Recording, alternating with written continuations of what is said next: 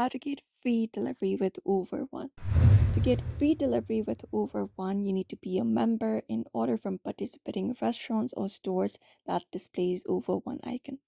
For that, you may head over and search for Over One, and you will be finding different options to sign up for subscription. You can head over to www.over.com or even overeats.com, and you can easily find up and sign up page.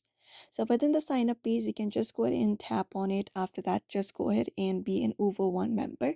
This is a paid subscription service. After that, when browsing restaurants or stores on Uber Eats, look for the Over One icon, and then there that will indicate that they have participated in the free delivery benefit.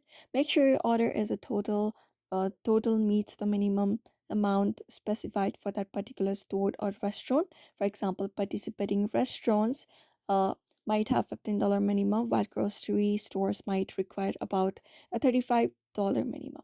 So once you've made the minimum, the delivery fee will be waived. So you can use that option in Uber Eats. After that, get free delivery within Uber One. So that's it. You may follow up these steps in order to do so. It is pretty quick and easy. So I hope this video was helpful. Give it a thumbs up and subscribe for more tips and tutorials.